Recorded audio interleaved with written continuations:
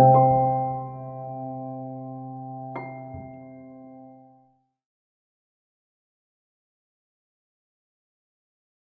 my name is Jackie O'Reilly, and I'm President-elect from SASE, which is a great honour.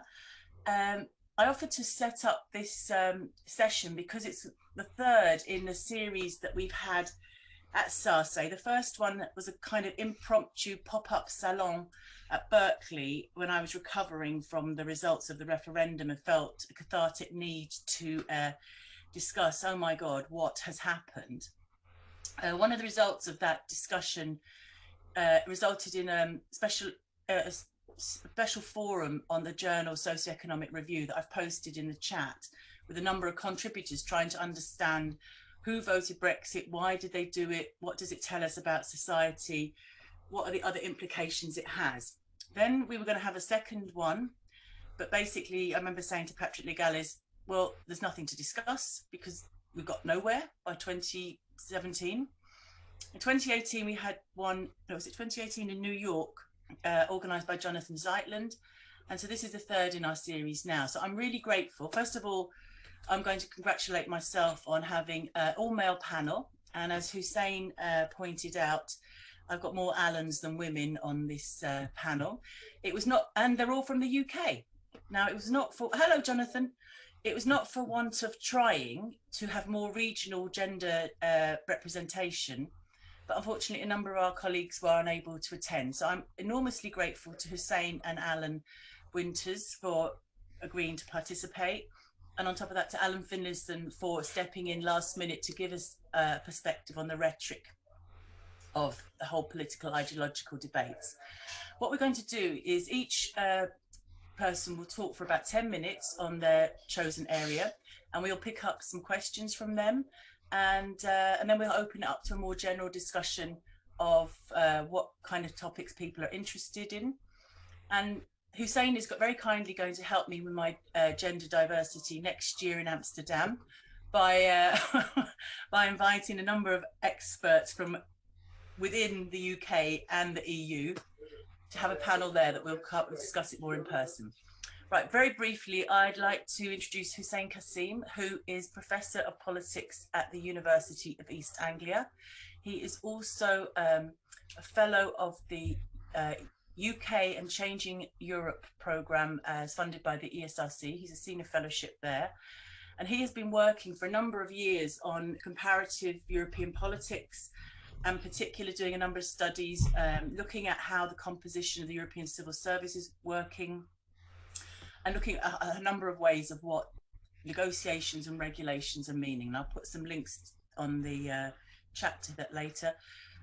Hussein has been a visiting fellow at the European University Institute in Florence, at Oslo, Columbia, New York, Harvard, and at Sciences Po in Paris. And we're really pleased to have you, Hussein, here. Shall I let you hand over to you first, and then I'll introduce each of the other speakers as we go through? Okay. Yeah, sure, that's fine. So I'm just gonna share my screen now. Right, I'm assuming that's all worked okay. Yep, fantastic. So Jackie, thank you so much for the invitation. It's a real pleasure to speak to you today. I'm going to just say a few words about where we are. The two questions that Jackie said is what's happening, what is next. So I would say that we're amidst a revolution. We're separating ourselves from a system that the UK had co-constructed and was a member for more than 4 decades. Separating ourselves from the world's largest trading bloc, our most important trading partner, our closest neighbours, our partners in security, and all the rest of that.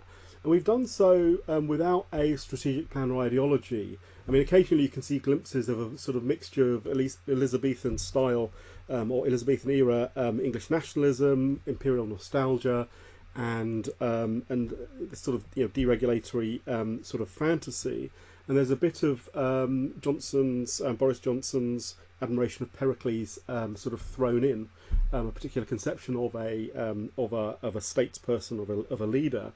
For those of you who've never read Our Island Story, I strongly would suggest you do. It's a long book, but it will give you an insight into the mind of a particular strand on the right, of David Cameron and Boris Johnson, who described it as their favourite book. It's all about, it's published at the beginning of the 20th century, and it's about how this tiny little island came to rule the world. Okay, that should give it. The style it's written in is fantastically captivating, but it's well worth having a look at. The guiding principle, however, has been taking back control, and that's been interpreted somewhat unevenly, I would argue, as the pursuit of sovereignty at all costs. Okay, so that's the revolution. I'm going to talk about two aspects of this that I follow very closely and have written about sort of extensively. The first is UK regulation after Brexit, and what I would argue, and is quite rightly, the primary focus has been on sort of trade and the trade relationship, the creation of two new borders. But regulation should not be overlooked in this in this area, because it affects the day-to-day life of citizens and businesses, but passes under the radar unless I only know one sort of correspondent really at the FT who sort of follows this on a day-to-day basis. But this is really where the impact of Brexit, I think, is felt by all of us in the UK and many people elsewhere. Regulation has affected virtually all policy domains by the UK's departure, and there are many rules and regulations that originated during the 4 decades during which the UK was a member state, but also co-evolved with that period of membership. Often the UK supplied its expertise to the creation and development of regulatory systems at the EU level. Finance, energy are just two examples of that. Or it pursued its national policy ambitions through EU structures, and aviation is a fine example of that. So what I'm going to sort of briefly sort of summarise now, and I'm just going to, I'll pass some links over via the chat when I've finished, is a study, a report that we did earlier this year, and the thought was to look at how UK regulation has changed after Brexit, essentially what changed after the 1st of January 2021. We were looking at areas of change and continuity across multiple sectors. We asked the question, was the UK ready for the transfer of regulatory responsibilities to UK authorities, including the issue of whether regulators were suitably equipped, once deprived of the resources that belong to EU networks, databases, instruments, expertise, had sort of deprived them of. A third question was has de-Europeanisation been achieved? Was Brexit finished by the 1st of January 2021? Or was it in fact ever likely to be achieved, or is it likely to be achieved in the course of my lifetime over the next 50 years, short or medium term? And then what are the prospects for long-term UK regulatory divergence? Because there are many sectors where there are international regimes. We mustn't forget the provisions of the TCA itself, the Trade and Cooperation Agreement. There are business sunk costs. There's a Brussels effect. There's all kinds of pressures which actually prevent the UK, or would constrain or disincentivize the UK from diverging. And I was able to put together a very nice team of people who work in economic regulation, but far beyond that. So people who certainly in the UK we all have heard of, Catherine Barnard and Steve Pears and many others. Essentially, the experts in their fields all contributed to this. It was a very pleasant experience.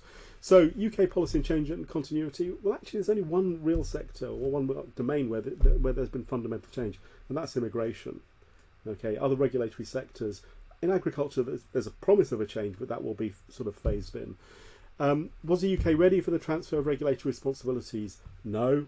I've only got 10 minutes, so I can't possibly go into the details there, but just taking in the environmental policy area as a sector, as an example, the Office for Economic Protection hasn't even been set up yet, and here we are way into 2021, and when it will be created, because the sort of rules and regulations, its design has been going through Parliament, it will be much less powerful, much less well resourced than the European Environmental Agency is.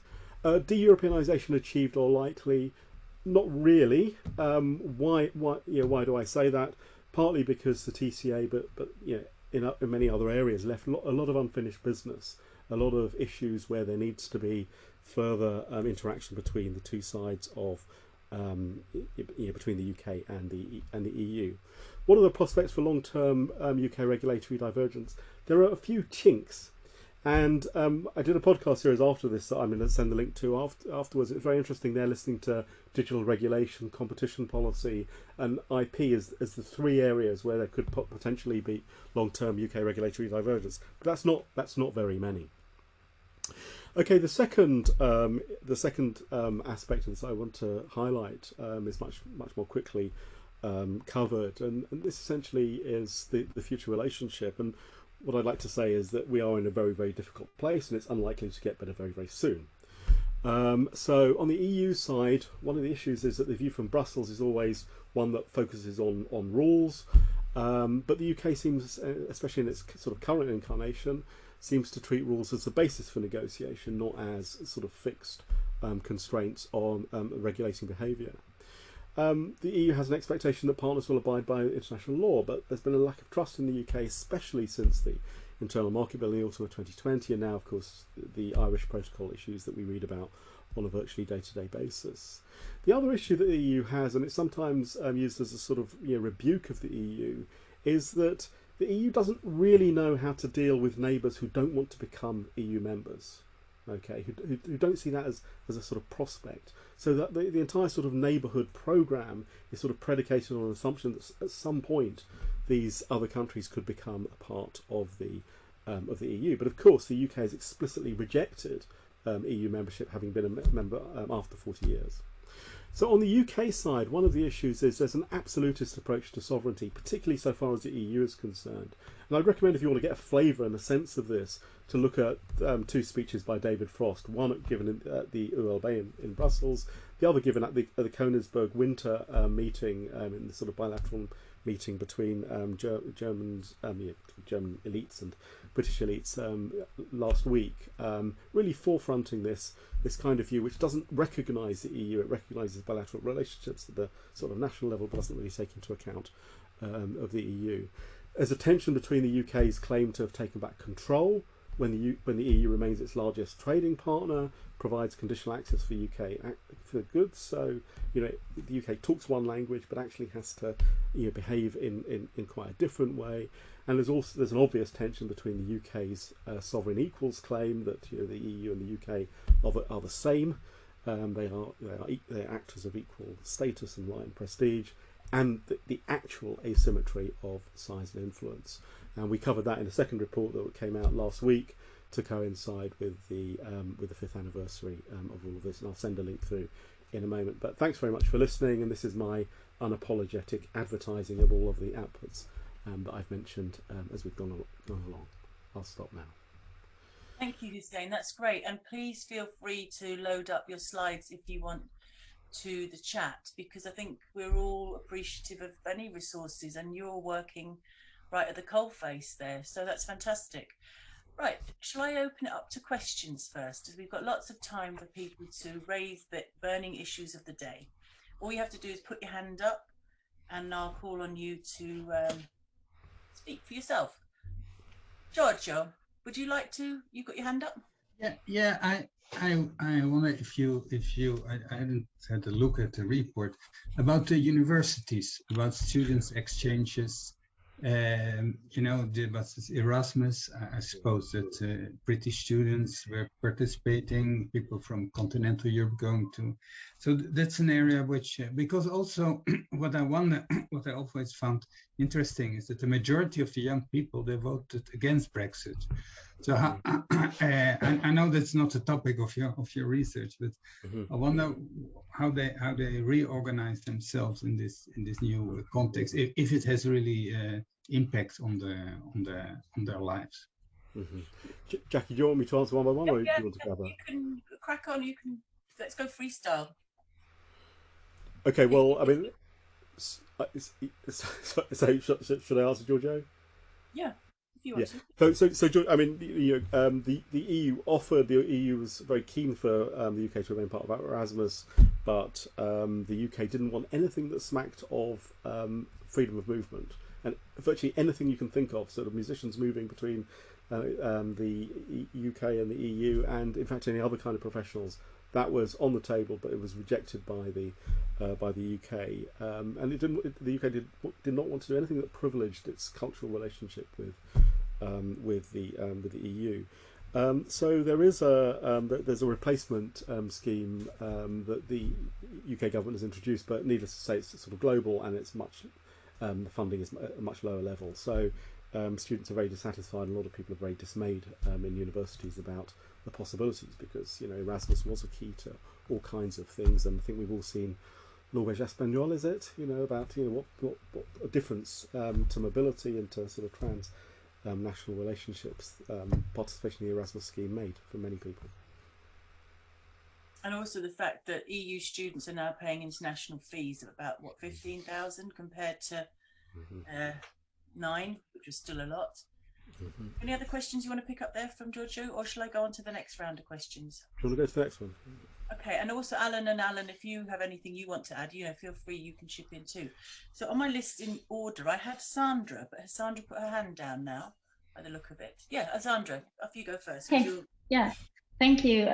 So my question would be, because you basically said you do not expect that much regulatory divergence. So if you look at, for instance, financial regulation and the dynamics there, we could argue, okay, the status quo is EU compliant, right? Because the UK has all the rules that the EU has, but we see that the EU is not granting equivalence, for instance, for quite strategic, economic, or maybe also political reasons. So there are quite a few very political dynamics that come into this question of I think, regulatory divergence.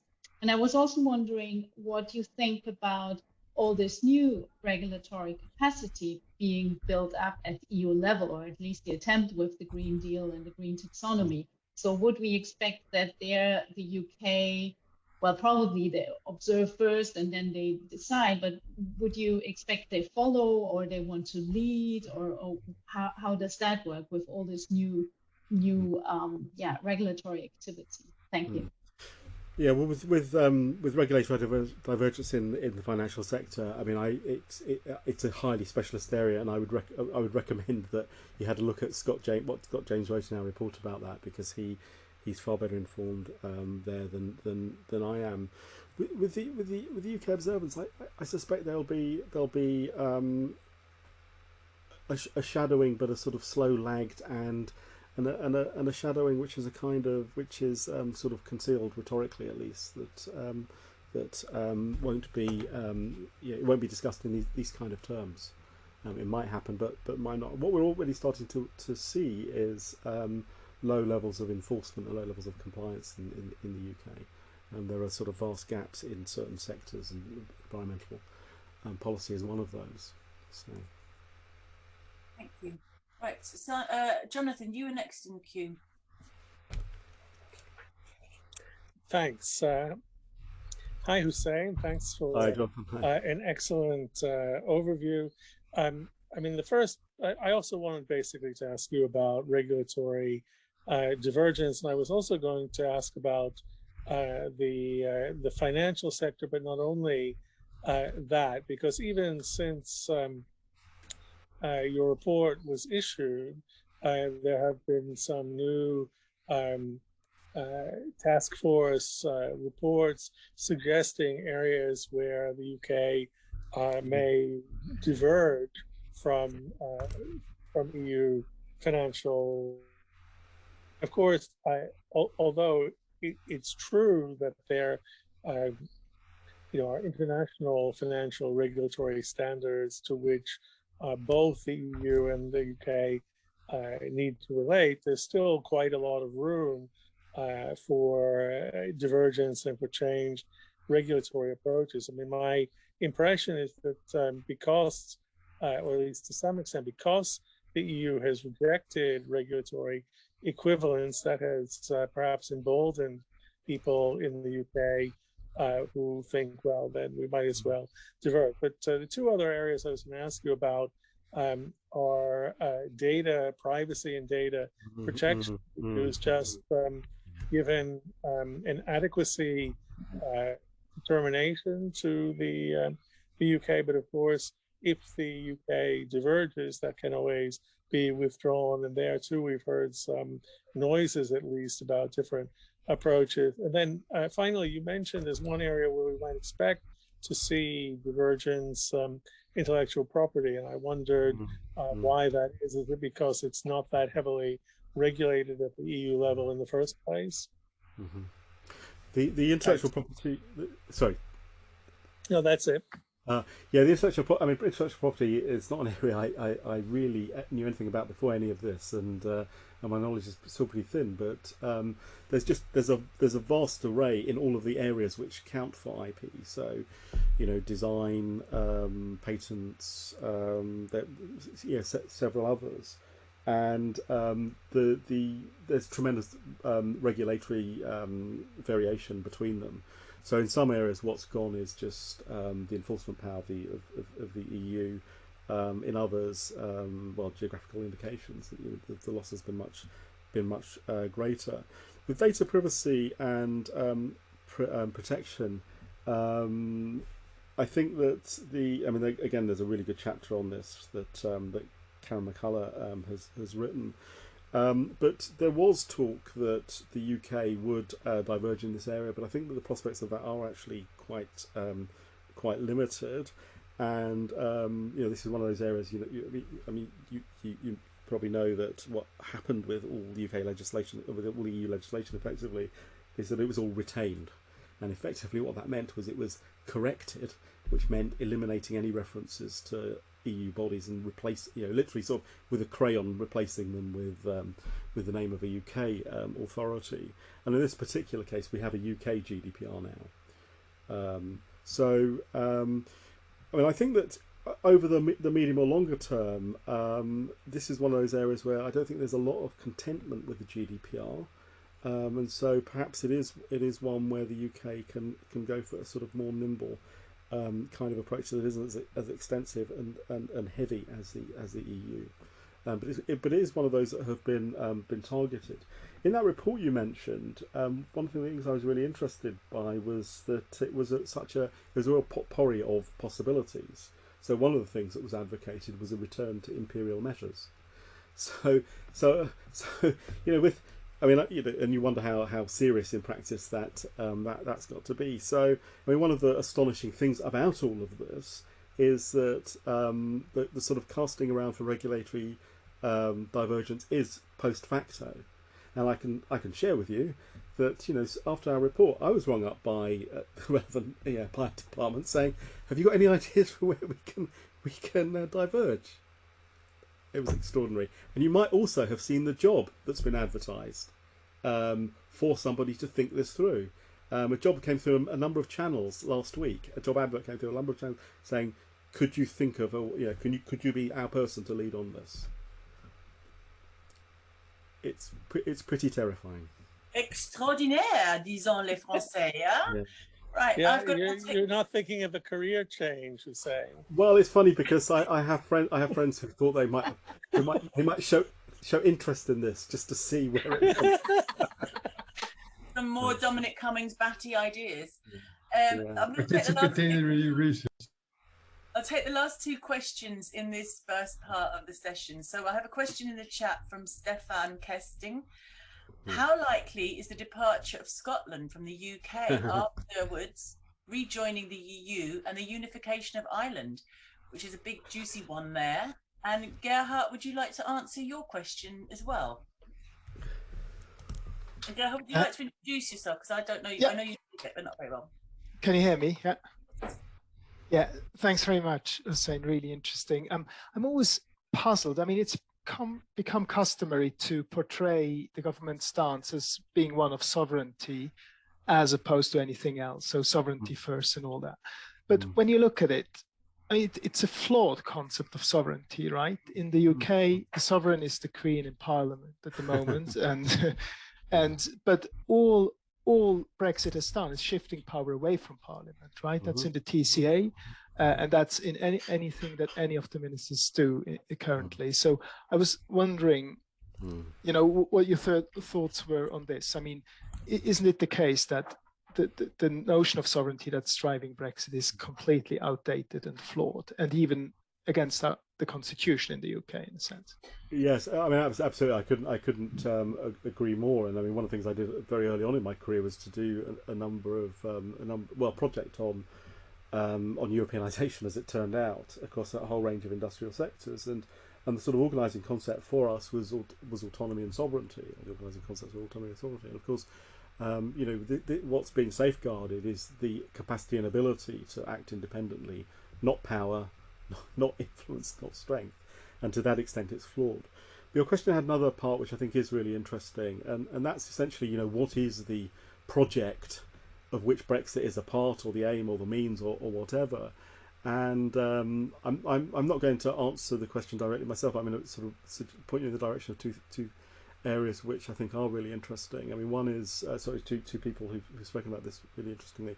One is Ferdinand Mount. There's a really great article that Ferdinand Mount wrote in the London Review of Books at the beginning of 2020, and you know, Ferdinand Mount is no sort of, you know, lily-livered liberal or leftist. He was an economic advisor under Margaret Thatcher, and he thinks that, you know, this entire project is about concentration of power in the executive and, you know, the elective dictatorship, you know, coming true. And you know, there's certainly signals that sort of point in that direction. Although Meg Russell, who's, you know, one of our leading experts on parliaments, sort of disagrees, you know, with this a bit, but I think that's something to look at.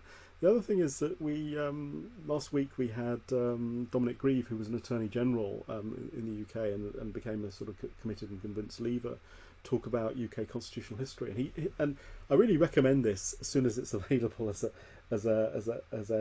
recording, because he does this very, very detailed but accessible survey of UK constitutional development and the sort of delicate balance and meaning of sovereignty within the UK context over the last 5 centuries. And you know, this is where he says, look, you know, this is a revolutionary project, but it's a revolutionary project. I mean, when I was hosting that, and when I said to him, so do you think that any of the prime ministers that you worked with or under were aware of any of the intricacies of the constitutional history? No, he said.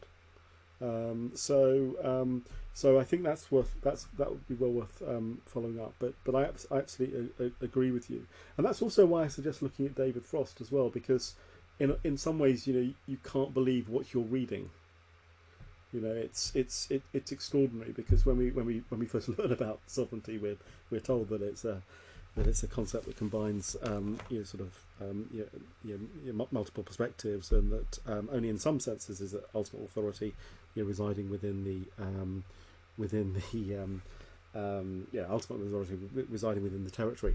But future of the Union, huge complex topic. In another series I hosted, I got 3 real experts on Wales, Northern Ireland, and Scotland to try and answer this question. This is one of 3 I set them. But unionism clearly is in trouble.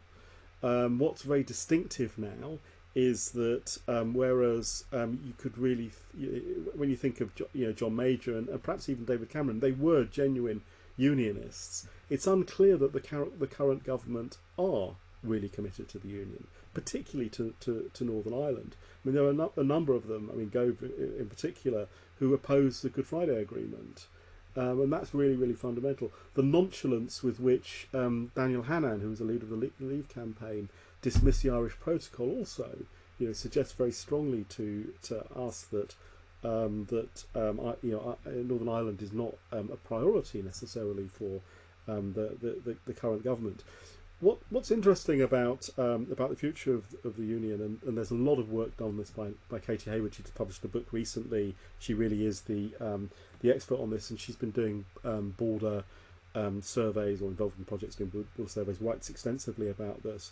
But you know, one of the things that's really interesting to reflect upon is the kind of reluctance there is in Ireland about the reunification of Ireland. Of a united Ireland, and one of those is there's an economic argument because Northern Ireland is one of the poorest parts of the UK, but there's also a political argument. What do you do with this huge community of people whose affiliation, whose primary loyalty lies elsewhere, and who won't trust you from the very start? That's a serious issue. Scotland, I think, is tremendously difficult, and initially after the referendum, there was a kind of assumption that there would be a switch from people who voted remain to becoming pro-independence. But work that Sir John Curtis has carried out shows that it isn't as simple as that. But it is really finely balanced in Scotland. It is a sort of 50-50. It is a 50-50 split. So polls show us. But Jackie, you probably want me to stop there. Thank you. That is absolutely fantastic. To come back to a question Giorgio asked at the beginning about demographic differences of youth and the young people in England may have been in favour of remaining, but it's going to take them a hell of a lot of time to turn that change. But now the whole issue of the United Ireland or not, it's my colleague Seamus McGuinness, who would like to have been here, but he's on holiday with his kids at the moment. There's done a lot of work on they're doing on how demographic change in Ireland is shaping different attitudes and reducing some of the hostilities. Apart from outside the Falls Road and the Shankill, other characteristics about rising economic benefits, rising levels of education are diminishing the kind of antagonism we saw in the 70s. And there's a massive, I put a link to some of the work they're doing there to say, will there be some support for a united Ireland, and whatever that means. Anyway, we'll let a topic for next year, definitely. Who knows what will happen by then. And maybe, Stefan, you're right. Maybe there's something to learn from German unification, but don't know what that will be exactly. Again, let's discuss that next year. Right, let's move on to, first of all, Hussein, thank you very much for providing such a comprehensive and rich discussion there.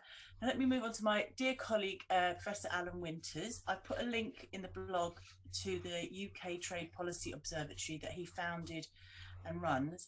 Alan has such a wealth of expertise in issues related to trade and development. He has been advisor to a number of government organisations and the OECD, the Commonwealth Secretariat, the European Commission, Parliament, UNCTAD, the World Trade Organization, and the Inter-American Development Bank, amongst other things. And he has been very, very active in this whole discussion pre-Brexit, during it. So Alan, thank you so much for being with us, and let's hand over to you. Thank you very much, Jackie. So as Donald Trump would say, I'm a loser. I've been fighting a battle, and in a sense, continue to do so, because even after Brexit, there's a great deal of importance to talk about, and there are, in my opinion, good and bad policies. I'm an economist. I won't apologise for that, but it explains some of the way that I look at some of these questions. I want to talk about international trade. That, after all, is the most immediate of the changes that Brexit has entailed. Start off with the note that even though not a single policy changed between the referendum and the beginning of this year, we already saw considerable effects of Brexit. My colleagues suggested that foreign direct investment into the UK had fallen by 15–20%. There have been studies that suggest that British exports had fallen by 10–15%. GDP down 2.5% on what it otherwise would have been. In other words, Brexit cast a shadow even over the period of argument and transition. I'm not going to talk further about that now, but it certainly is worth asking, well, of what we've seen in the last 6 months, validated the concerns that traders had. The instrument which is most important so far as Britain's trade is concerned is the Trade and Cooperation Agreement. And it is going to have substantial implications for the UK. Economics profession as a whole believes very strongly that it's going to be negative. It doesn't necessarily mean that income will actually turn down, but it will grow less fast than it otherwise would. Relative to what would have happened, income will be lower. Estimates at the moment are people are talking between 5 and 8%. And that's basically a big number. We've already talked about sovereignty. All the rhetoric was about sovereignty. When it came to it, Sovereignty was preferenced. Little and iconic sectors like fisheries were preferred over major sectors, chemicals, creative arts, and most of the services. The TCA gives us zero tariffs and zero quotas. That makes it, in that dimension, a stronger free trade agreement than most of the free trade agreements in the rest of the world. But all the things that go with that, like rules of origin, which are sometimes restrictive, always bureaucratic, the customs formalities on the border, the regulations that firms have to meet in order to be able to sell into the EU from the UK or vice versa, have all, in a sense, displaced the role of tariffs in just making trade more difficult. There's next to no formal alignment. So, for instance, we might have the same standards, we might be producing exactly the same goods as last year, but the legal regime for that has changed. The legal liability when things go wrong has changed. And there has to be a whole testing regime to prove that things now meet EU standards for UK exports. There's no mutual recognition of certification, the business of defining that a good meets European standards, a whole industry of this sort. Until the end of last year, a British firm could declare something to be fully consistent with EU standards. It no longer can. It has to be approved by the EU. The very best you can hope is that it's essentially a subsidiary of a body that has been recognized by the EU. Even for the goods that self-certify, for things that are not very sensitive, you can self-certify, but you have to find somebody in the import market to take legal liability. It's cost, it's bureaucracy, it just makes trading unattractive. Services, frankly, there's a talk about, oh, we've got services, and indeed we have got something on services, but we've got very little compared with the single market. Estimates from Aston University suggested that even before Brexit kicked in, British services exports to the EU were down by about 100 billion on what you would have expected. No mutual recognition of professional qualifications, ghastly processes to go through, and you have to do it basically country by country. Financial services we've mentioned, and so it goes on. In addition to this, we've got all these elaborate level playing field regulations, which are intended to keep, as it were, the UK in line. I mean, frankly, that's the role that they're played. But what they've actually, they probably do help keep the UK in line, but they also introduce a large amount of uncertainty.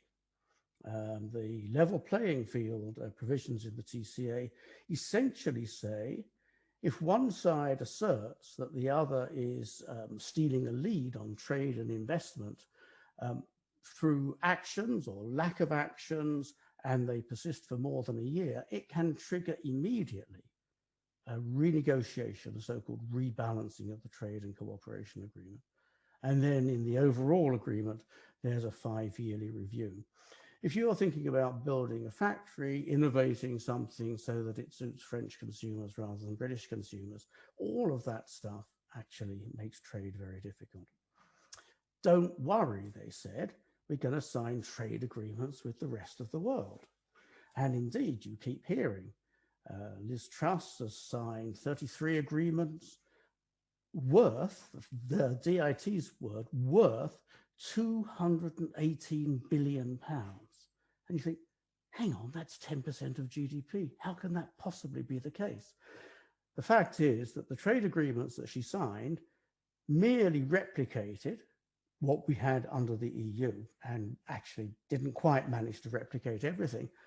And what that 218 billion pounds means is that is the sum of all our exports to and imports from the countries with which we signed the agreements. It had absolutely nothing to do with its economic worth. Where pinning great hopes on an agreement with the United States. They've already had to go slow on it because the US is very difficult to negotiate. Biden is not very interested. He's let fast track disappear. The US International Trade Commission has just produced a report last week saying, well, you know, to be honest, trade agreements haven't done much for the US. So there's not going to be an agreement with the US before very long. And so all of that sort of puff about don't worry, frankly, is rather missing the boat.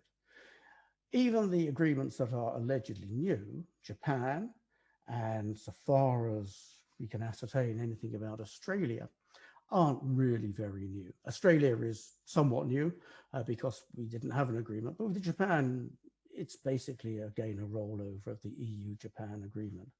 Where EU-Japan didn't go and UK-Japan did go was in digital trade, and the government is very proud of itself for having signed an agreement with more advanced digital provisions.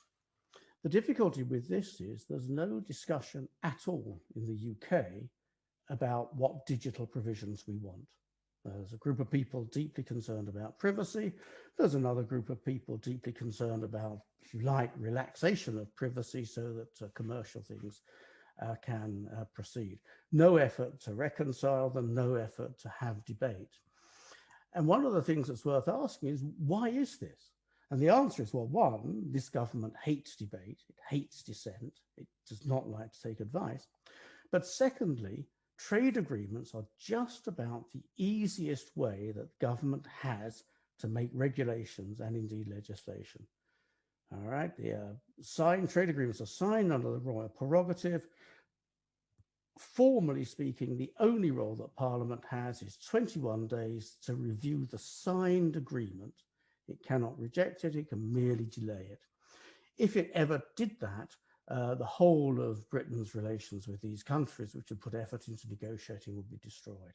In other words, anything that the British government can write into a trade agreement is more or less inviolable. It's very, very difficult to pick apart.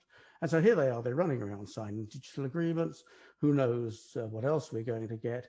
And there's actually just nothing that we can do about it.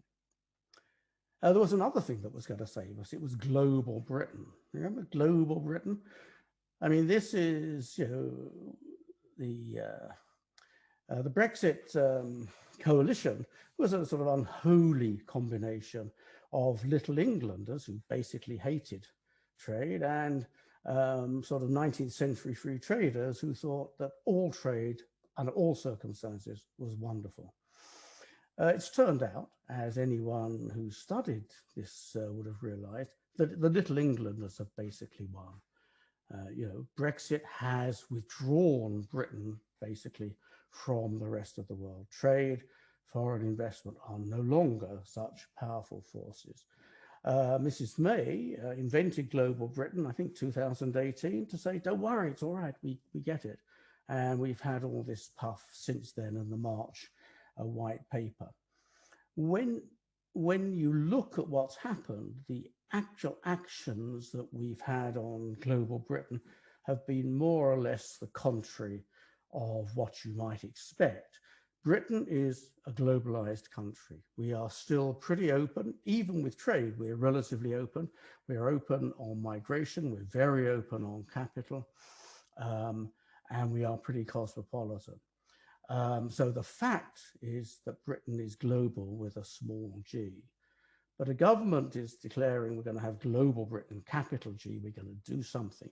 And yet the record is suggesting really quite the opposite.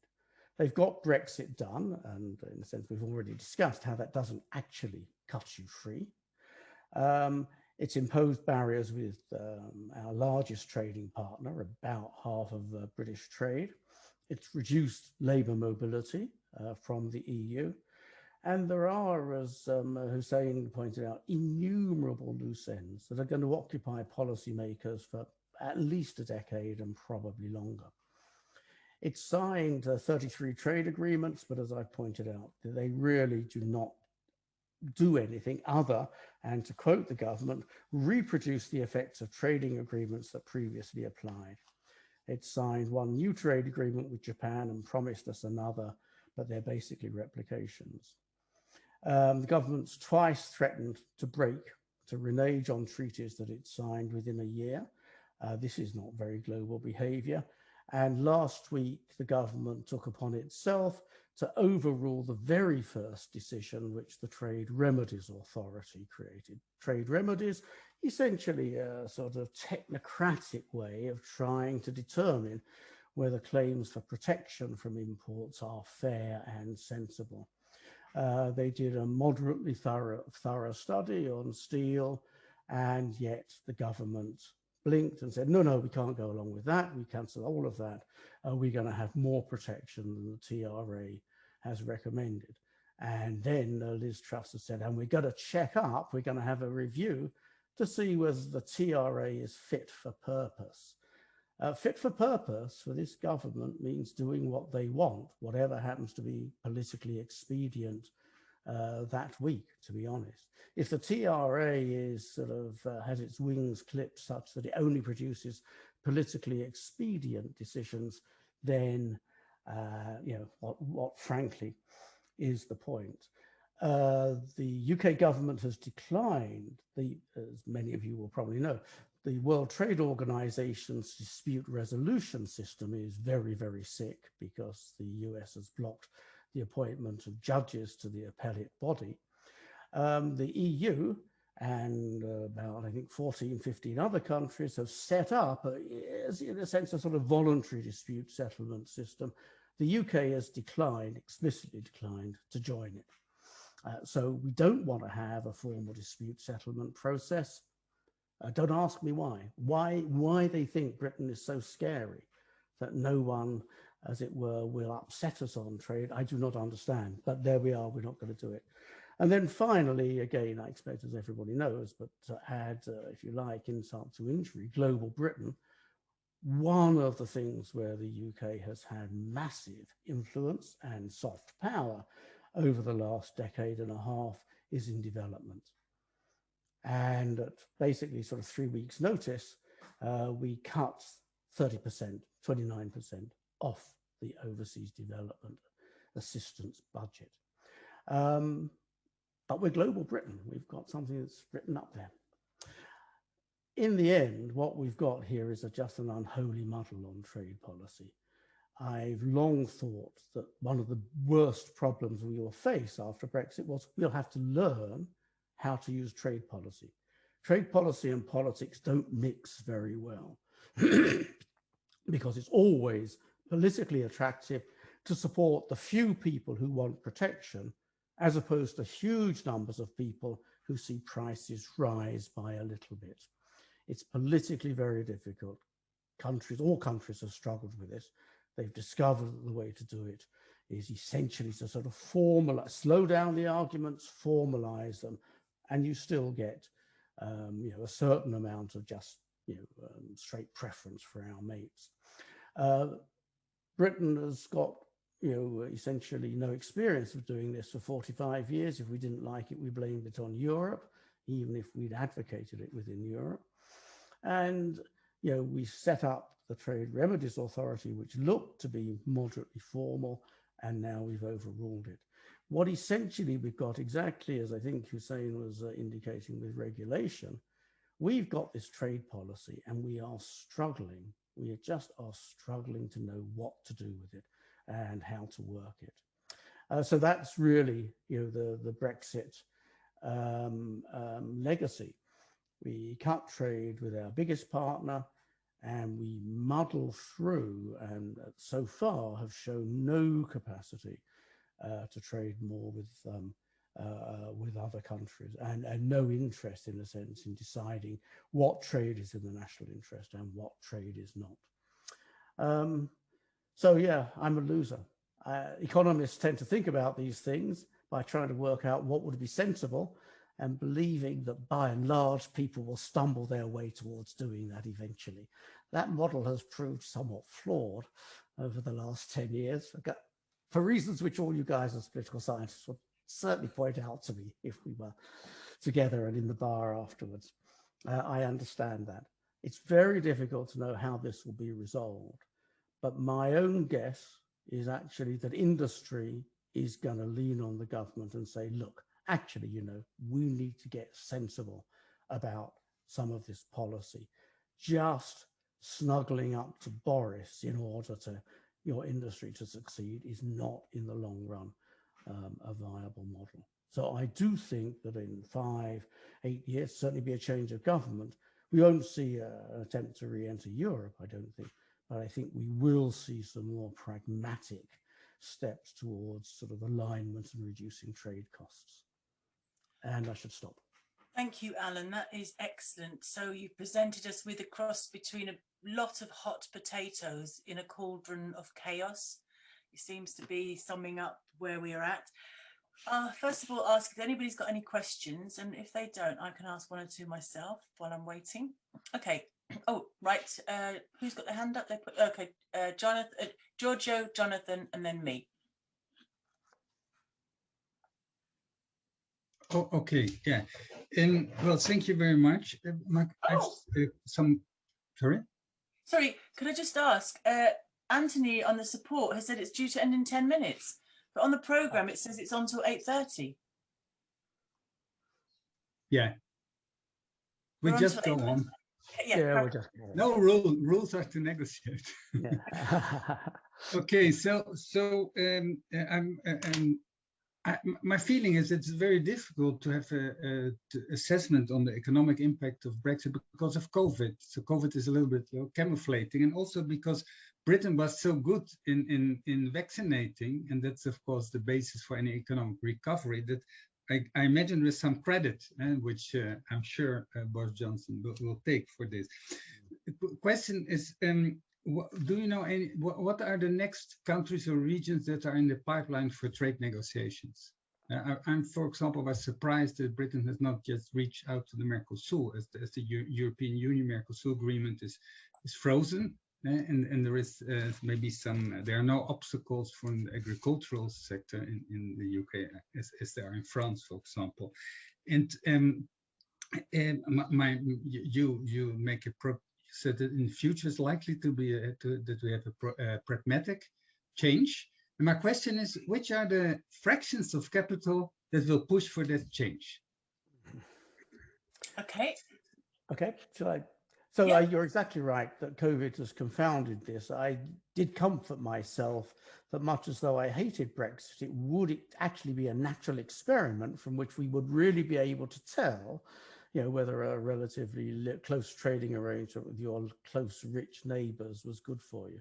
COVID's making that more difficult, but economists are working on this because the COVID affects all trade, not just trade with Europe. So comparing Europe and non-European trade helps. It has different effects on different sectors. And so I do think that in the long run, we'll lose some information from this confounding, but we won't lose all the information.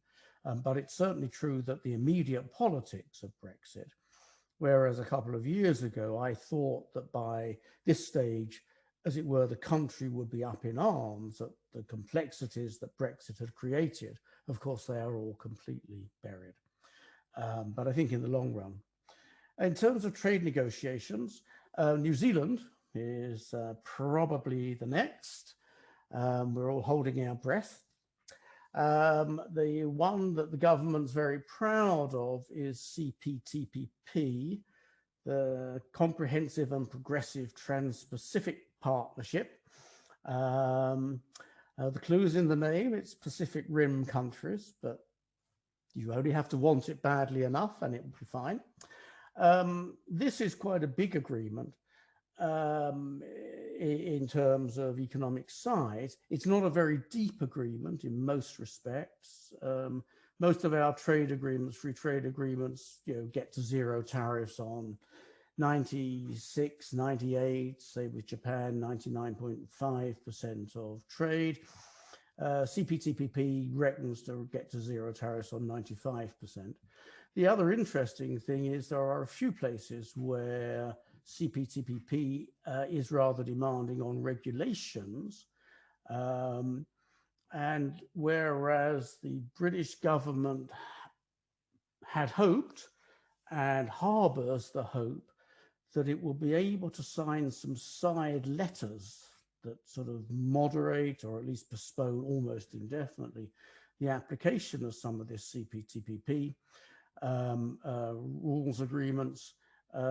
Japan, the largest of the economies in CPTPP, has made it clear that's not acceptable.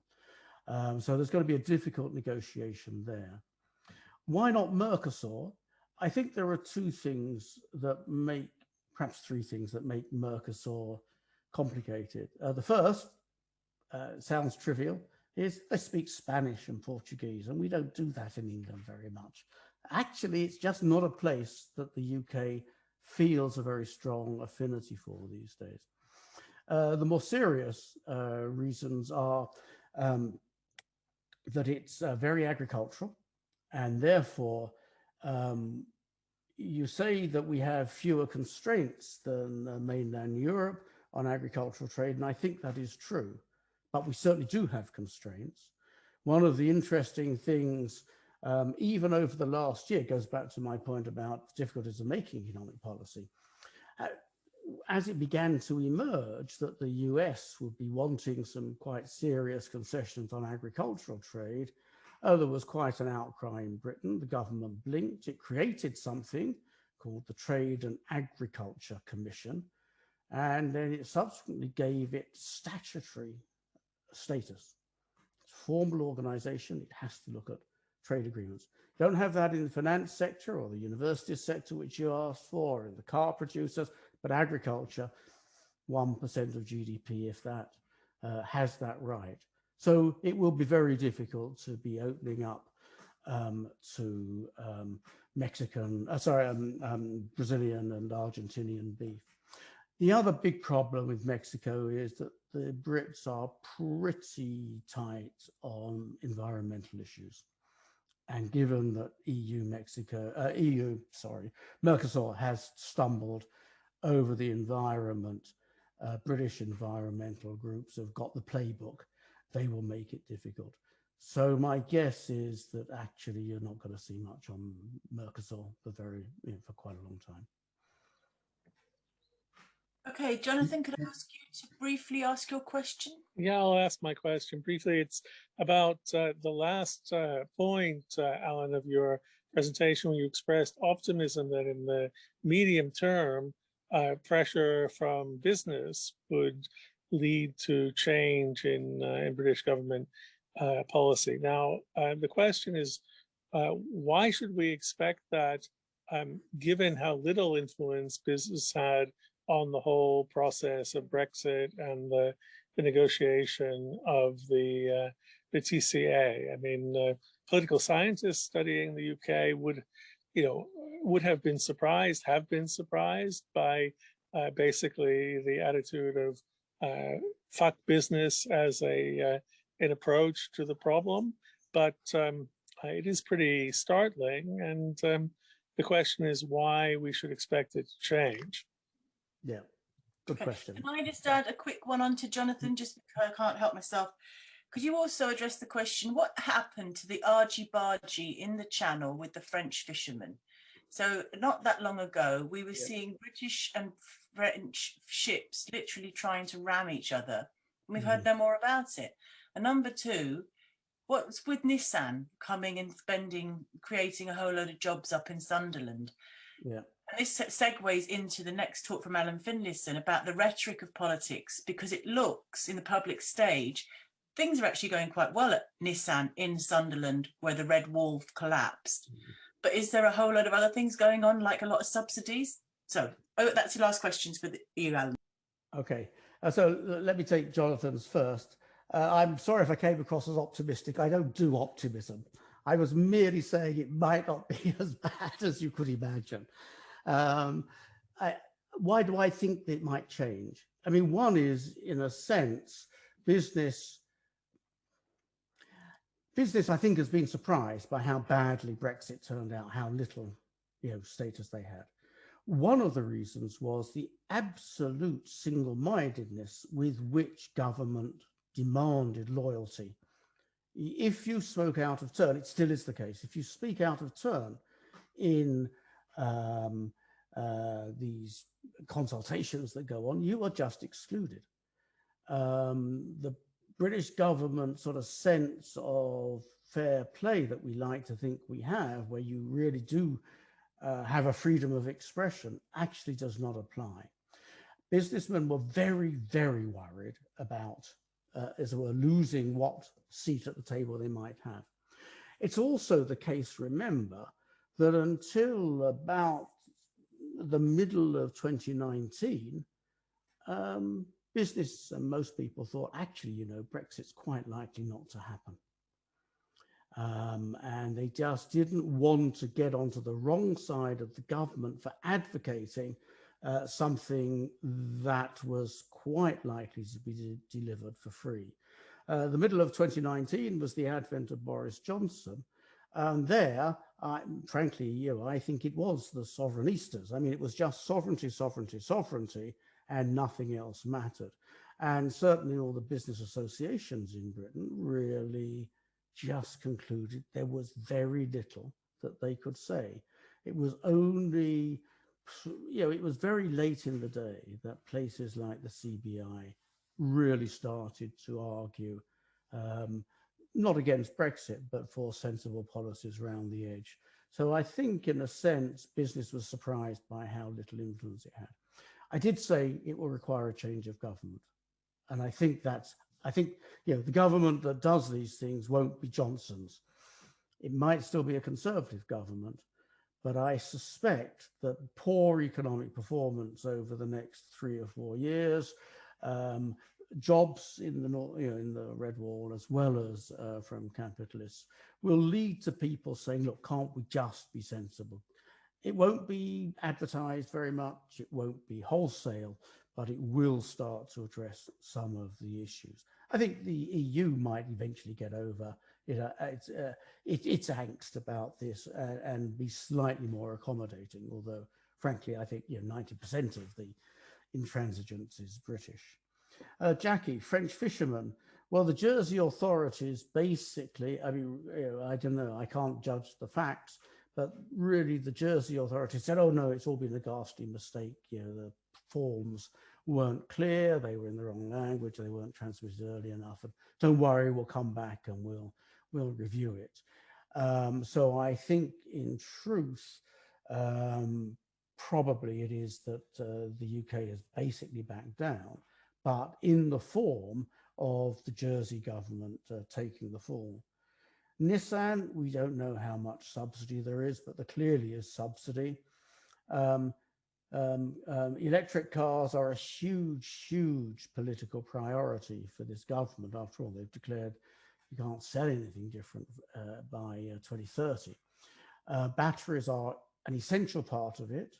The rules of origin in the Trade and Cooperation Agreement are written such that if Britain doesn't have its own battery facilities, it will be more or less precluded from selling electric vehicles into Europe.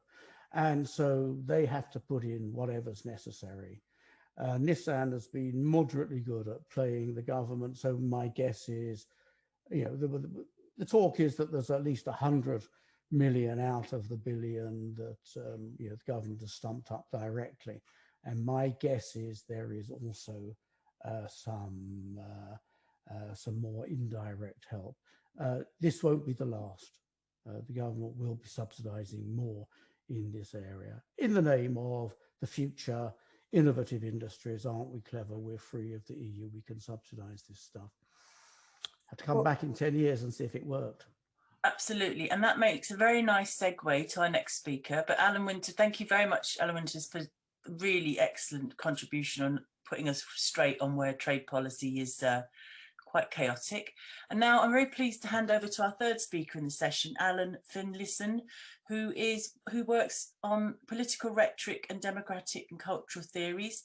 He has a particularly interesting project I'd like to find out more about political ideology, rhetoric and aesthetics of the 21st century, the case of the alt-right.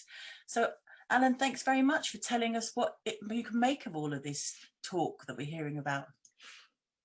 Thank you, Jackie. Thank you for the introduction. It's been a really interesting discussion so far. I do feel like I might be the least qualified of everybody on the Zoom call, including all the audience, of course, because I'm really a political theorist with, as you've indicated, there are particular interest in ideologies, by which I mean kind of isms like conservatism and socialism, and on rhetorics, how political ideas get presented in various ways that are intended to be persuasive in public life. But listening to what Hussein and Alan have said, actually, I think my remarks are going to dovetail with them rather more than I was expecting. So, well, we'll see. But apologies in advance if they don't, or if what I say is too narrowly focused on the UK. But I'm curious to see if what I say in describing British politics right now, whether that resonates with people's experience of politics in other countries. So just to give us a bit of sort of context from what I do, part of my research interest for some time has been in reworkings of conservative and more broadly right-wing reactionary political thinking in the UK, but also elsewhere, and including online and in the form of the alt-right, as Jackie just mentioned. Because I do think one of the important phenomena of the moment is what you might call the internationalization of political ideologies at the level of both sort of high culture, intellectuals and books and reading, but also kind of popular culture as people find out more about politics in different parts of the world themselves, online particularly. But in the UK, I think the way you understand part of what's been happening before and after Brexit is to think about the ways in which conservatism a long time ago began to fray and fragment. In the aftermath of Thatcherism, when Blairism and New Labour began to claim the ground of family values and economic aspiration, but then to kind of harness it to a rejection of traditional values, to an embrace of urban diversity and toleration, conservatism lost its way for some time in Britain. And a range of political intellectuals and political professionals tried to reinvent it and restabilize it. So in the 2010s, under David Cameron, the Conservative Party tried to accept moral cultural change, as exemplified by gay marriage, for example, while reinserting the idea of what Burke called the little platoons, local embedded non-state charitable kinds of activity that Cameron called the big society. And that was supposed to be the redevelopment and reinvention of British conservatism for a post-Blair era. And it failed completely. And something else that we weren't expecting happened. So one way of looking at Brexit, I think, is as part of an ongoing convulsion within British conservatism and across the right wing in the UK more generally, and one that I think has international equivalents, but in the UK was deeply connected to this convulsion of Brexit, which has led to this very clearly now, I think, a kind of reordering of the ideas and concepts that dominate British conservatism, but also of the constituencies that it seeks to appeal to with those ideas. So I haven't got time to give you the whole story, even if I knew what the whole story was. But what I'm going to do is just put this into a little bit of context and then talk about three aspects of it to do with political identities, political rhetorics, and then to do with the way in which the current Conservative Party is reconceiving the relationship between state and citizen. So to give a bit more context then, there's a cultural theorist called Jeremy Gilbert who talks about the long 90s in the UK. And his argument is that there's a kind of continuity between the period when Tony Blair gets elected as Labour leader in 1994 and that goes all the way up to 2008, a period which was still seen as being one of a certain kind of consensus and stability, in which there was broad agreement about accepting changes to social moral values around gender, sexuality, race, and so forth, and a kind of broad agreement about a certain kind of neoliberal political economy. But behind that period of the long 90s was declining voter turnout and a declining share of the vote for the Labour Party. And that the Labour Party's continuing victory hid a deeper fragmentation that was going on throughout that period, a fragmentation which is now very clear, a fragmentation of the Union of the United Kingdom, we've heard about that already, a fragmentation of electorates as voting behaviour became more volatile and voters moved to nationalist parties in Scotland and Wales, to UKIP as we now understand in England, but also to all kinds of local and regional parties. Voters were looking for something different to articulate their demands and their anxieties. Fragmentation also, very importantly, I don't need to tell an organisation like this, of labour markets and of occupational structures, a fragmentation of economic and political geography, rural and urban, town and city, north and south, and of social cultural life more broadly, linked to the big trends that we all know around individualisation, consumerism and so forth. So where Blairism had sought to kind of capitalise and give some shape to what it thought were emerging political identities, aspirational families, people who wanted their kids to be the first to go to university, people accepting entrepreneurialism as a core value of a new cool Britannia, but allied to multicultural tolerance. That Blair project never really took on as solid an institutional or ideological form as people thought at the time. It remained at the level of kind of invocation of values and attitudes, but never took a solid shape. And at the same time, throughout that period, it was being undermined by a whole series of events that were weakening the legitimacy of state and political actors in the UK, again, to a far greater degree than they realised at the time. And I mean the Iraq War, I mean scandals over politicians' expenses and the general accountability of public services and public servants, and of course, the 2008 financial crash and the bank bailout that followed. So by 2010, this is my argument anyway, British politics was defined by a number of implicit questions about a sense of crisis that was not fully recognised by those who were in charge. People were asking what had gone wrong, when did it start going wrong, and who was responsible. And Labour and the mainstream of the Conservative Party were not really addressing that question, didn't really have answers. They weren't really able to be critical of their own legacies, their own contributions to enabling the dominance of a certain kind of unstable, volatile, financialised capitalism, nor their role in allowing the rundown of some parts of the social and economic infrastructure in the country. And they ended up defending the status quo, trying to get back to what they thought had been a post-Thatcherite consensus before 2008. So in that context, Brexit, apart from everything else that we've heard about, was an opportunity for a very different set of answers to those questions about what had gone wrong, when it went wrong, and who'd done it. It was a chance for new answers to get an airing and to crystallise in a new kind of opposition to a political class and culture of which EU membership was seen as being emblematic. So that's what we might call the ideology of Brexitism. Brexitism, which solidified further in the post-referendum, drawn-out political crisis that the country is really still going through. And in the absence of systematic or organised strategies from Labour, from the centre of the Conservative Party, from many of the people at the heart of the key institutions of liberal Britain, Brexitism has achieved a new configuration of political ideas and arguments and rhetorical appeals on the right in conservatism, and they are undoubtedly, I think, dominant in contemporary British politics. So I just want to really quickly outline sort of three aspects of that new configuration of conservatism. So the first is to do with identity politics. So commentators still, much to my frustration, write as if identity politics were a new thing and as if it was something only to do with movements around feminism, anti-racism, and so on.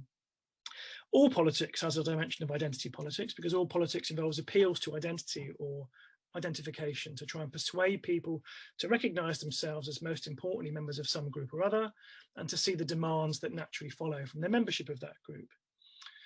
Now, in the UK, Englishness has long been a fraught idea, a complex cultural issue, even now, especially as we play football. But Brexit has managed to convert Englishness, I think, into a functioning and powerful political identity by linking it to core political demands. In the kind of long-standing British conservative discourses associated with people like Enoch Powell and Margaret Thatcher, Britishness and all that it stood for was represented as under threat of subversion from enemies within, communists, students, the politically correct, and it had to be defended.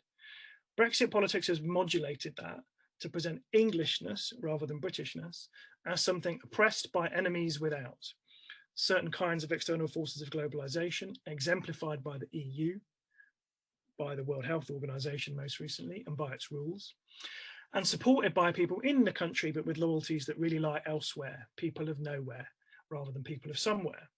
So for this politics, England doesn't need to be defended, it needs to be liberated from these external forces of suppression. And so that politics of Englishness, or that identity of Englishness, becomes linked to a range of demands for various things to be abolished or lifted: fishing quotas, restrictions on state aid, regulatory standards, and some of the things that we've heard about already this evening. And also gets linked to demands for better direct representation of English interests at the expense of others. So that new politics of identity of Englishness then enables a remodulation also of certain old rhetorics. So I would characterise post-Brexit British conservative rhetoric as reviving and repurposing a kind of Cold War anti-communism. That's happening all over the world in different ways, actually. But what that's become is a kind of anathematizing of liberalism, where liberalism is made to refer to the idea that the state could sensibly or justly or effectively be used as a means to overcome inequalities and create social justice. But the primary object of hostility, and again, this is true internationally, but I think it's here in Johnson's form of conservatism, the object of hostility here is what sociologists in the 70s would have called the new class of white-collar technical knowledge workers. In the US, it's called the administrative state, and Donald Trump used to go on about it all the time. In the UK, it's given various names which emphasize its role in the production and regulation of cultural life. So it's the cultural elite, the BBC. It's metonymically, it's North London. It's what Dominic Cummings once called in a blog post, people who chat about Lacan, the psychoanalyst, at dinner parties. But it's summed up now with the word Remainers. It's also, importantly, that new class, the Remainer class, in the kind of rhetorical fabulation, is also the administrators and the HR managers at your workplace. It's the people who tell you how to do your job and make you undertake unconscious bias training that you don't want to do. And hostility to that class appeals to those who have an experience of disempowerment at work, partly linked to the shift from the collective power of a unionized workforce to the power of rules and regulations managed by people in the HR office, which are experienced and certainly construed by those with an interest in doing so as limiting the freedom of some while advancing the interest of others, and we know who the others are in there. But crucially, the connection here is that the people in your workplace and the cultural elite generally are those who use the rules and procedures to get their way over you. They don't try to have majority support or be democratic, is the argument here. They just use the rules against you. So resentment and hostility to those two things, the cultural class and the kind of HR class, if I can call them that, that's been very effectively mobilized in the so-called culture war that the Conservative Party is waging against the universities, politically correct places that are decolonizing their curriculums and toppling statues, and there are regulations emerging to clamp down on that kind of activity in universities. Opposition to the so-called mainstream media, reform to the BBC, privatization of Channel 4 now, support for new partisan political stations like GBTV, just launched last week. Opposition to certain kinds of lawyers, what the Home Secretary called activist lawyers who defend migrants or people in small dinghies but in the Channel that we were hearing about earlier, some of them. It's in hostility to the footballers taking the knee at the start of football matches, but also kind of paradoxically manifests as opposition to Westminster, where Westminster means professional politicians, professional class bureaucrats who are not the kind of chaotic seeming messy character who appears to inhabit number 10. So that rhetoric then gives shape to a certain kind of populism, though I think it's more a populism of style than substance, but one that seeks to intensify the conflict, the antagonism between the people and the EU-friendly urban cultural elite. And the third thing, which is sort of in a broad sense, how does that relate to policy? Well, I think also you can see it in an emerging reconfiguration of how the Conservative Party thinks about the relationship between state and citizen. But what you also see here is the Tory feint of populism being overtaken by classic conservative statecraft, the interest and ability to do whatever they need to do to stay in power. The government presents itself, and this maybe gives a kind of light of some of the things that Alan said about trade and Hussein was talking about as well. The government presents itself as being focused above all on delivering to its people, the people who voted for it, the people who aren't the Remainers, giving back what's been taken from them and overcoming normal government, which has gotten in the way of them. So the kind of centralist, elitist elements of British politics get re-articulated, but kind of in opposition to the idea of parliamentary, pluralistic, limited politics, and connected to the idea of a central sovereign power that will directly deliver goods and benefits to those that support it, to those who've been let down by the regime of professional, new class, cultural elite politicians. So in trade agreements, they're made, as Alan just said, directly by Crown prerogative and then ignored because Downing Street can do whatever it wants to do. It takes its authority directly from the people to whom it will deliver benefits. Increased state expenditures at the moment, partly, but only because of COVID, are clearly directed at creating new kinds of constituency clients. Money is going to towns and cities and areas that voted Remain, that voted Leave, of course. We just heard about Nissan in Sunderland. We don't know the size of the subsidy. I'm willing to bet it's quite a lot. Money is going to those areas, but for example, there were clashes during the era of COVID lockdowns and around COVID support with cities like Manchester, which strongly voted for parties other than the Conservative Party. The government is presenting itself as punishing those who don't support it and rewarding those that do. So just to kind of wind up, because I think I've gone over my time already, Brexit and Leave became names for a kind of politics about much more than membership of the EU. Politics organised around a new form of English nationalism, and in a way a new kind of class politics, but where class is understood in terms of cultural production and activity and cultural power rather than economic production, economic power. But it's also from politics that aims to maintain support by fairly direct and traditional means of clientelistic cultivation. So I don't want to overplay the point, but I think that what we're seeing is the emergence of a particularly English form of authoritarian clientelism. And I'm not as optimistic in the sense, I know Alan was trying not to be optimistic, but I'm less optimistic even than him that the economic crises of this will shake things out of their senses. I think that the immediate future of the UK is going to be driven by the ideological, tactical, political contradictions of all this. It's going to be useful, even necessary for Westminster, sorry, for Downing Street, I should say, to set a collision course with Scotland. It's useful for it to be in conflict with the EU. The more it can present external forces as hostile to England, the more it can present itself as England's defender. There will be contradictions within conservatism more broadly. There are still anti-state neoliberals in the coalition. The newly appointed Minister of Health is a big fan of Ayn Rand. There are still ultra-traditional conservatives who want to restore traditional marriage and bring back or overturn some of the advances on for women and anti-racist politics and so forth. But they are at the moment lucky. The opposition in the UK is scattered. Although more people in this country are against all of this than are in favour of it, the Labour Party doesn't quite know how to appeal to them. It's trying to play catch up on English nationalism. And a large number of the kind of what you might call the political intellectuals don't really know what's happening and don't really see the scale of the project that they're facing. So Jackie said at the start that she was in California after the referendum. I was that week teaching students who were revising for assessments, and I made the one prediction that I've ever made as a political theorist and that I would stand by, which is that politics will be defined by this Brexit situation for the rest of my career and for all of their adult lives, and I stand by that prediction. Thank you. Absolutely. Thank you very much. Can I just thank you, because I thought that was a brilliant contribution and complementary to the other previous speakers, looking at regulation, looking at trade policy, but also looking at the whole cultural rhetoric.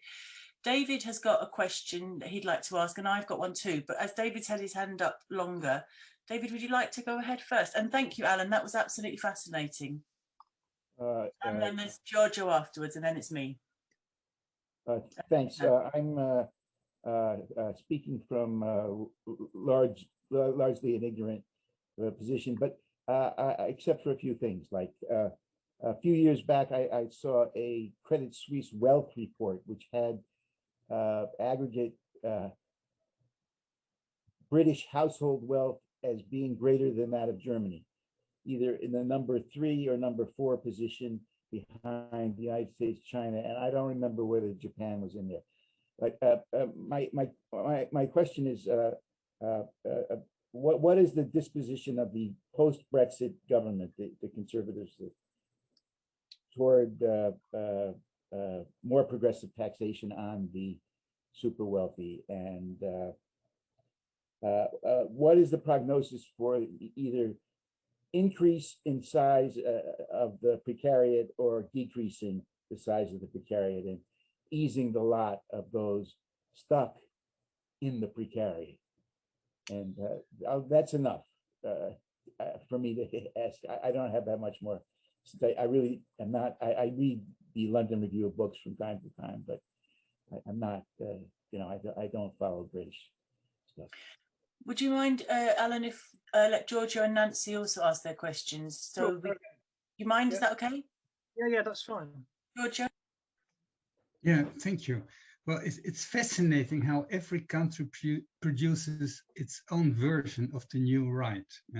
But my question is, because as an outsider, Boris Johnson looks, there's not much ideology, it's extremist opportunism. And by moving in the way that you described, of course, there's no role anymore for UKIP. That's the first question. Is that right? Or can we see some revival of UKIP at some point? And the second is, you said a phrase which was really fascinating. You said populism of style and not of substance. Well, I have to think about it, but is this also the case with migration policy of Johnson? Okay, thank you. Nancy, would you like to ask your question and Alan can reply? Sure. I wanted to raise a broader issue, and I heard it discussed in various ways, but not very explicitly in the presentations. The EU in general came into being at a time when there was an assumption that because of the limits of national markets, that there needed to be a supermarket such as created by the EU. At the same time that that was being created, Lester Thoreau, a major economist at MIT at the time, wrote a book called Head to Head, where he was raising the issue about what was likely to occur in terms of the global markets, with Japan leading a pan-Asian global market, the emergence of the EU, and then he was suggesting that in order for the United States, for example, to be able to compete, that there needed to be a North American market that linked together Canada, the US, and Mexico.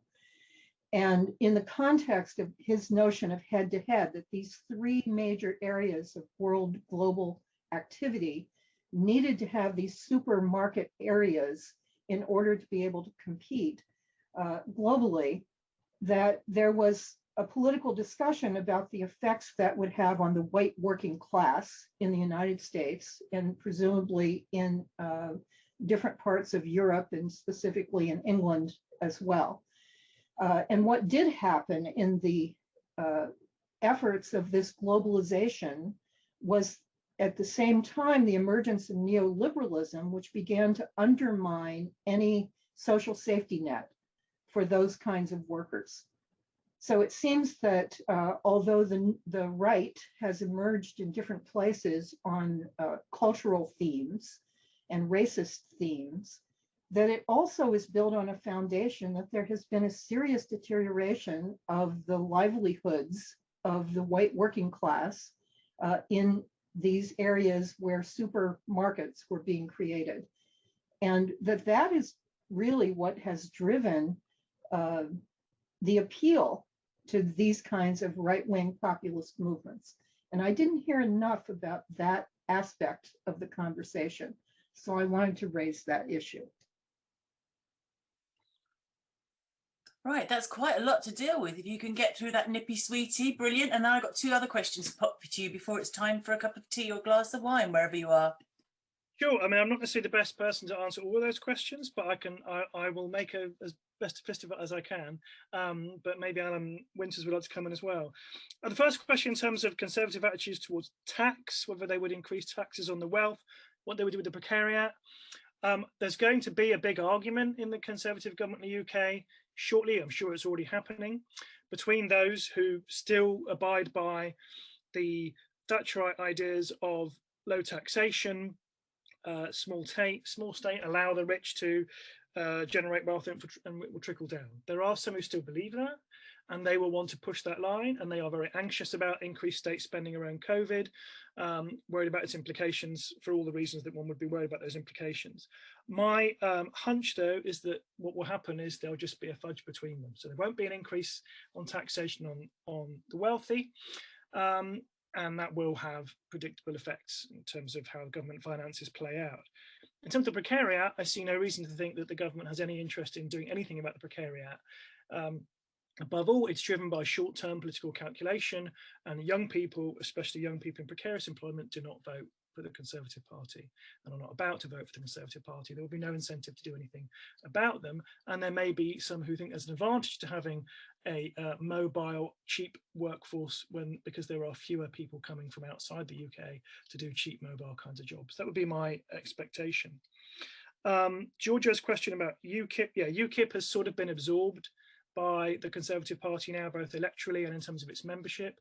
So UKIP's become a very small kind of fragment of the far right, and in some ways has kind of split into the more extreme elements of anti-COVID vaccination conspiracy theory, while that bit of it, which was more straightforwardly nationalist, hostile to progressive campaigns around gender and race, that's become fully absorbed in the Conservative Party, which is busy trying to kind of connect that part of the Brexit process to the Conservative Party in a much more deep way.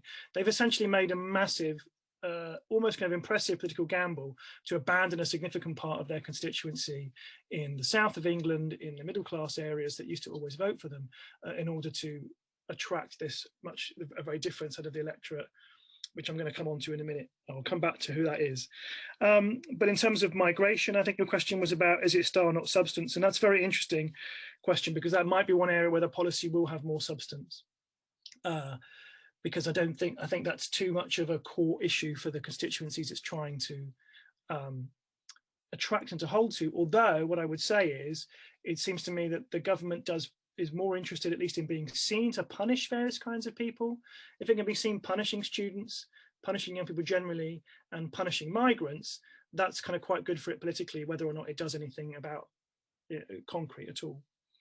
But I want to come to this last question about the kind of, it's just, you're sort of asking about, it's Roderick's trilemma, isn't it? If you engage in globalization, you're going to lose some of your social welfare benefits and supports, and you're going to have an effect on a certain kind of constituency that we're calling the white working class. I think that what you say is, on the one hand, that's an appealing explanation, but that doesn't quite account for who votes Leave and for who votes Conservative right now. If the electorate was only made up of people who were in work, the Conservative Party would not be in power right now, or its power would be very shaky. The people who are voting for it are older people who were members of the white working class, but are no longer, and who are in some cases quite asset rich because they own their own houses and have an interest in maintaining the value of those houses. So part of the underlying split, at least in the UK, is a generational split linked to and overlaid on a certain kind of class cultural split. So it's about people of a certain age and generation whose working experience might have caused them to identify as working class, whose economic reality now is not that, but who have been, partly because their geographical distribution, are a powerful political constituency all over swathes of the East Coast and the East Midlands of England. And that's who's being voted for. And I don't think that incentivizes the British government to really address any of the problems about that the white working class genuinely has in this country. Instead, it encourages it to play populist style and talk a lot about how what's going wrong for the white working class is people in universities who want to decolonize the curriculum and push over statues rather than do anything actually about it. And that's done them well for a long time, so they'll keep doing that. I'm terribly sorry, but I've been told that we really need to wrap up. So I would have liked to hand the word back to Alan and to Hussein as well, but I'm afraid we have got some limits and there's another sessions happening later, but clearly there's a lot of appetite for this discussion. It will be continuing in Amsterdam next year, and the conference theme is called Fractious Connections, of which Brexit is a very good example, as is Black Lives Matter, as is storming of the Capitol, as are the role of alt-right. So these are some of the topics we'll be looking at SASE next year. I'm going to have the wonderful Hussein helping me get my gender diversity a bit more in balance for Brexit in Amsterdam. And I really hope you are going to enjoy the rest of the conference and hope we see you there next year. Thank you very much for coming, and I hope you've enjoyed it. All the best. Take care.